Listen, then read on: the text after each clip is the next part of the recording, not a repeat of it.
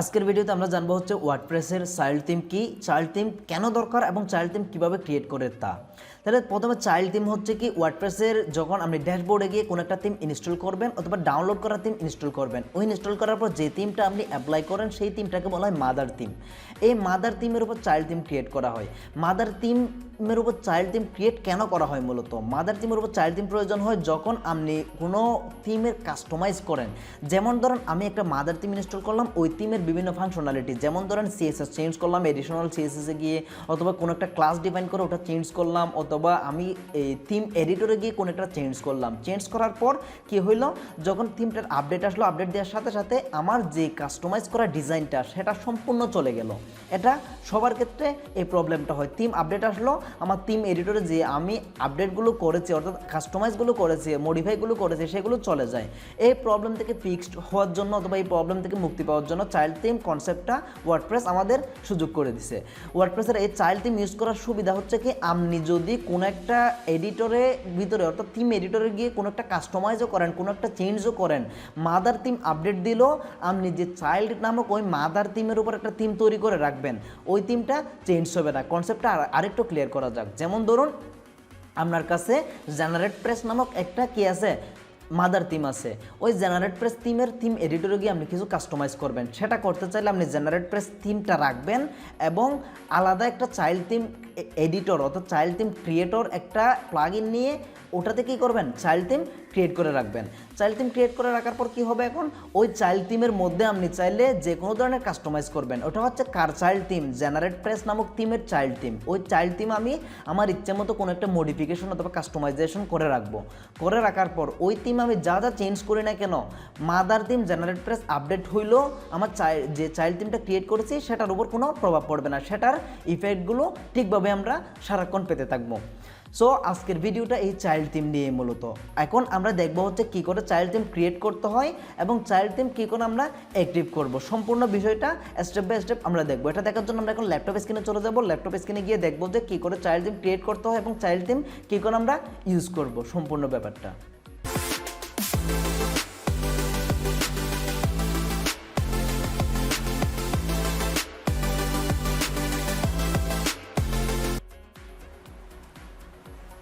ওকে, আমরা child theme create করার জন্য আমরা যখন ওয়ার্ডপ্রেসের ড্যাশবোর্ডে আসবো, এখানে আসার পর প্লাগইন থেকে আমাদের নতুন একটা প্লাগইন ইনস্টল করতে হবে, যে প্লাগইন দ্বারা আমরা করবো কি চাইল্ড থিম ক্রিয়েট করব। তাহলে এখানে অ্যাড নিউতে যদি ক্লিক করি, ক্লিক করার পর একটু ওপেন হবে। ওকে, এখানে আমরা লিখবো হচ্ছে চাইল্ড থিম, CHILD, চাইল্ড পর্যন্ত লিখলেও হবে অথবা চাইল্ড থিমও লিখতে পারেন। লিখার পর একটা প্লাগইন আসবে চাইল্ড থিম কনফিগারেশন, অর্থাৎ আমরা অনেকগুলো প্লাগইন থাকলেও চাইল্ড থিম কনফিগারেটর এই প্লাগইনটা ইউজ করব। এই প্লাগইনটার দ্বারা যখন আমরা চাইল্ড থিম তৈরি করব তখন চাইল্ড থিমে অনেকগুলো আমাদের ফাংশনালিটি ওপেন করে দেয়। যেমন ধরেন এই প্লাগইন যদি ইউজ করি আমরা, এই প্লাগইন দ্বারা জাস্ট 2 ক্লিকের মাধ্যমে ইনস্টল করতে পারবো আমরা এই চাইল্ড থিম, কিন্তু এতে অনেকগুলো আমরা অপশন পাবো না চাইল্ড থিমটাকে মডিফাই করার জন্য। এটাতে অনেকগুলো অপশন থাকার কারণে এটা ইউজ করব। ইনস্টলে ক্লিক করলাম, ওকে ইনস্টল হলো, অ্যান্ড দেন অ্যাক্টিভ করে নিব। ওকে, তাহলে অ্যাক্টিভ করার পর এই থিমের যে উইন্ডোটা, এই থিমের উইন্ডোতে ঢোকার জন্য আমরা এখানে ক্লিক করবো, টুলসে আসবো, টুলস থেকে এখানে চাইল্ড থিম একটা অপশন পাবেন। এটাতে ক্লিক করলে এই প্লাগইনের যে কনফিগারেশন সেট এটাতে ওপেন হলো। এখান থেকে আমরা তৈরি করব কি চাইল্ড থিম। এখানে অ্যানালাইজে ক্লিক করব, প্যারেন্ট চাইল্ড, এখানে অ্যানালাইজে ক্লিক করার সাথে সাথে দেখুন আমাদের যে থিমটা ইনস্টল আছে ওই থিমের চাইল্ড ক্রিয়েট হওয়ার জন্য যে অপশনগুলো সবগুলো অপশন ক্রিয়েট হলো। এখন আমরা এটার নাম কি দিব, এটার নাম দিব আমরা হচ্ছে ASTRA child, CHILD child, Astra child নামক এই থিমের নামটা হবে। অ্যান্ড দেন আমরা কি চাচ্ছি, অর্থাৎ এখানে লেখা আছে যে প্রাইমারি স্টাইল শিট, আমরা প্রাইমারি স্টাইল শিট ইউজ করবো নাকি সেপারেট স্টাইল শিট ইউজ করবো। প্রাইমারি এবং সেপারেটের মাধ্যমে বোঝানো হচ্ছে কি, অর্থাৎ যে আমরা প্যারেন্ট থিম, মাদার থিম যেটা অথবা প্যারেন্ট থিম যেটা, ওইটার সেম স্টাইল শিটকে আমরা ইউজ করবো, অবশ্যই ইউজ করবো। কারণ আমরা যে প্যারেন্ট থিমের যে কাজটুকু এতক্ষণ পর্যন্ত করলাম ওই সেম কাজটুকু আমাদের চাইল্ড থিমও অ্যাপ্লিকেবল হওয়ার জন্য। ওকে, এগুলো যেভাবে আছে সেভাবে রাখা যাবে। দেন এখানে নিচে এসে click to edit theme attribute, এখানে ক্লিক করলে আপনারা আরও কিছু অপশন দেখতে পাবেন। যেমন এক্সট্রা চাইল্ড হচ্ছে নেম, ওয়েবসাইট নেম হচ্ছে অর্থাৎ যে থিমের নেম, যে চাইল্ড থিমটা আমরা ক্রিয়েট করলাম ওই থিমের ওয়েবসাইটটা কোনটা, www অথবা https webastra.com। এগুলো আমাদের চেঞ্জ করার দরকার নাই, কারণ এগুলো আমাদের তেমন প্রয়োজনে আসতেছে না। চাইলে আপনারা ডিসক্রিপশনটা চেঞ্জ করে আপনাদের ইচ্ছে মতো একটা ডিসক্রিপশন দিতে পারেন, আমি চেঞ্জ করলাম না।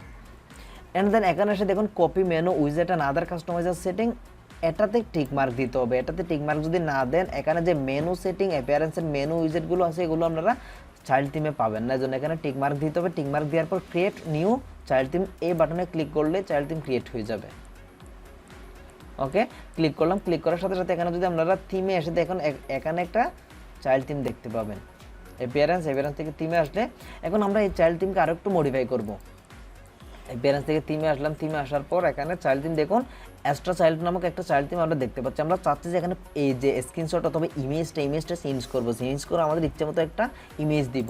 এর জন্য আমাদের আসতে হবে কি query selector, parent property value, এগুলো হচ্ছে আরও কিছু অ্যাডভান্স কাজের জন্য এগুলো ইউজ করতে চাইলে। যেমন ধরেন আপনি কোনো একটা সিএসএস এক্সট্রাভাবে আমরা চাইল্ড থিমে কী করতে চাচ্ছেন, অ্যাড করতে চাচ্ছেন। যেমন ধরেন আপনি যদি কোনো একটা থিম ইউজও করেন, ওই থিমের এডিশনাল সেটিংয়ে গিয়ে যে সিএসএসে গিয়ে যে সিএসএসগুলো অ্যাপ্লাই করেন ওটা এখানে সরাসরি এই উইন্ডোতে অথবা এই কলামে অ্যাড করে সেভে ক্লিক করলে অ্যাড হয়ে যাবে। আমি চাচ্ছি না সেটা, এর জন্য আমরা সরাসরি এখানে ফাইলসে চলে আসবো। এখানে কিছু অপশন আছে দেখুন। এখানে আসার পর আমরা এখান থেকে দেখুন এখানে ইমেজটা আমাদের যে থিমের ইমেজ, এই থিমের ইমেজটা দেখা যাচ্ছে, এটা আমরা চেঞ্জ করে দিব। এই ইমেজটা চেঞ্জ করার জন্য আমরা এখানে করবো কি চুজ ফাইলে ক্লিক করে আমরা একটা ইমেজ সিলেক্ট করবো। আমি একটা ইমেজ অলরেডি ক্রিয়েট করে রাখছি, এটা সিলেক্ট করলাম। সিলেক্ট করার পর আপলোড করব। আপলোড করার সাথে সাথে আমাদের যে স্ক্রিনশটটা, এই যে থিমের মেইন স্ক্রিনশট, এটা চেঞ্জ হয়ে যাবে। আপলোড হচ্ছে ইমেজটা।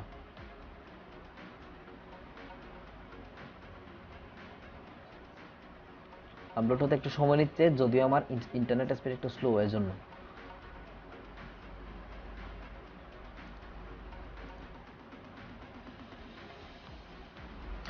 তাহলে আমাদের ইমেজটা আপলোড হলো। ইমেজটা আপলোড হওয়ার পর এখন আমরা যদি এই থিমে এসে রিফ্রেশ দিই, তাহলে আমরা দেখতে পাবো এখানে স্ক্রিনশটটা চেঞ্জ হয়ে গেছে। এখানে কন্ট্রোল F5 যদি ক্লিক করেন, অর্থাৎ আমি হার্ড রিফ্রেশ দিচ্ছি এর জন্য, নাহলে কুকিতে সেভ করা থাকে ইমেজটা, জন্য আপডেট হলেও শো করে না অনেক সময়।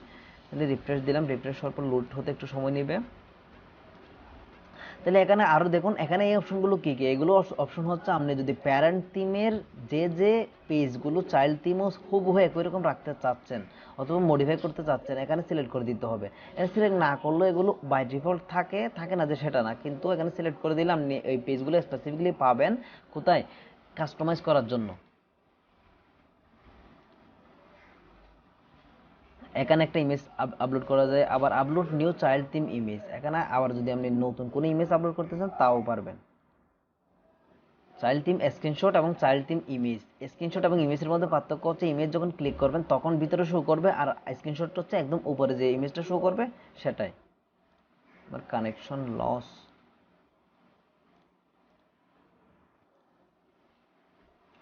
তাহলে দেখুন আপলোড করে যখন হার্ড রিফ্রেশ দিলাম, রিফ্রেশ দেওয়ার সাথে সাথে আমাদের ইমেজটা কি হয়ে গেল, শো করতেছে। তাহলে এটা এভাবে শো করতেছে। তাহলে আমরা কি করতে পারি, ইমেজ অর্থাৎ কোনো একটা চাইল্ড থিম ক্রিয়েট করার সাথে সাথে সেটার ইমেজও চেঞ্জ করে আমাদের মতো করে কাস্টমাইজ করতে পারি। এতক্ষণ সাথে দেখার জন্য আপনাদের সকলকে অসংখ্য ধন্যবাদ। ভিডিওটা যদি ভালো লাগে তাহলে লাইক, কমেন্ট অথবা শেয়ার করতে ভুলবেন না।